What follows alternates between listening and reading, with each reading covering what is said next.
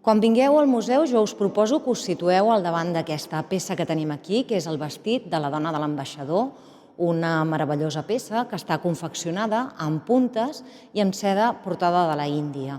De fet, és una època de molts canvis i de revolució i a la que pensem en això ens venen al cap els meravellosos i els alegres anys 20.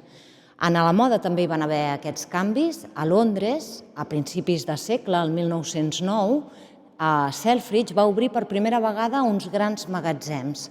En aquest cas, era una manera de començar a donar producte a una classe social nova que pujava, tenia molts diners i necessitava diferents peces de roba.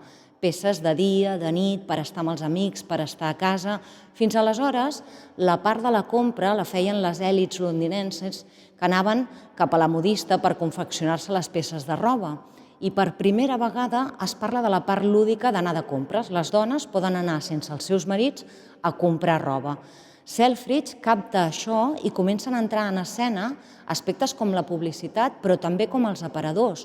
Comença a fer i escenificar diferents moments del dia a dia de les persones perquè entrin a comprar. Però els canvis no venen només amb com o a on anem a comprar roba, sinó també en la peça de roba en si. De fet, entra en escena el dissenyador Poiré, que comença a parlar d'una figura i a dissenyar figures molt més allargades, molt més primes i estilitzades. D'aquesta manera també canvia la roba interior. Deixem de banda el que és la cotilla i comencen a entrar en escena els sostenidors. Quan Poiré ja comença a anar de baixa, entra en escena Coco Chanel. Encara fa més canvis i, de fet, aquests canvis encara funcionen a dia d'avui. Una banda sonora d'aquesta època és el Charleston. I ens situem a la Índia, perquè parlàvem que la peça portava la seda que venia de la Índia. Allà també hi havia una gran revolució, parlem de 1920. En aquell moment era un protectorat britànic. Hi havia forta oposició, la marcava el Congrés Nacional Indi contra aquest protectorat, aquest domini britànic. De fet, els britànics estaven allà per explotar recursos i portar coses com, per exemple, els teixits de seda. A 1920, el Congrés Nacional Indi està encapçalat per Gandhi. Gandhi, en aquell moment, tots ho deveu recordar, lluitava, però amb no violència. D'aquesta manera va alentar molt el que era el nacionalisme indi i es va convertir realment en l'enemic de l'imperi britànic. I d'aquella època recordo, per exemple, la novel·la de La nit bengalí.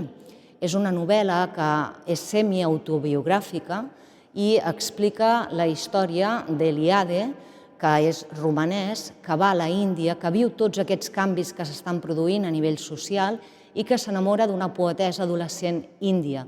També queda retratada en aquesta novel·la el conflicte que hi ha pel fet que un jove occidental tingui una relació amb una adolescent índia.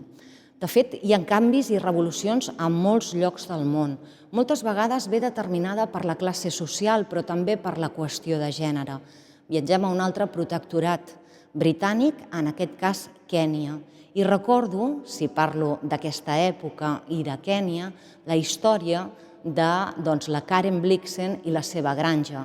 Molts la coneixereu perquè es va fer la pel·lícula Memòries d'Àfrica. Ella reflexava ben bé com en un món d'homes, en un patriarcat, era molt difícil entrar no només en la vida laboral, sinó també en la lúdica. De fet, ella va haver de publicar amb pseudònim aquesta novel·la.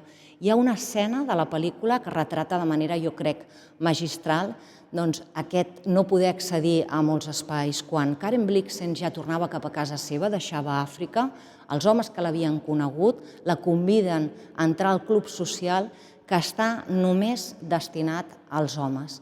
Com veieu, quan visitem el museu podrem fer un gran camí que ens portarà algunes idees, per exemple, del que són llibres, del que són bandes sonores de la nostra vida o del cinema i també pel·lícules.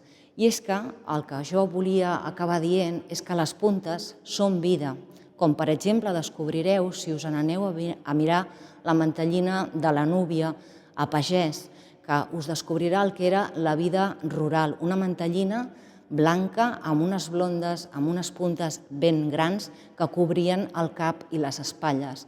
però també són coneixement, com per exemple descobrireu si us situeu al davant de l'espai de la Francesca Bonnemaison, la pedagoga que té una col·lecció de puntes i que va ser la impulsora de tot el que va ser l'ensenyament popular femení al nostre país.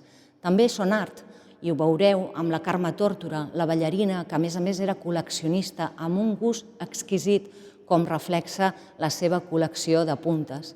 També és història, com descobrireu quan us situeu a davant del mocador de la Reina. Allà veureu el que era la història de com es va encarregar a la Casa Castells la confecció del mocador pel casament dels reis d'Alfons XIII i Victòria Eugènia al 1906.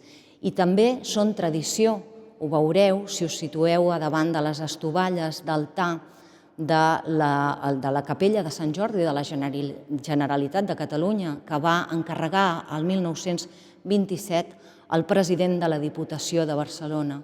I són món, ho heu pogut veure quan parlàvem de la peça del vestit de la dona de l'ambaixador.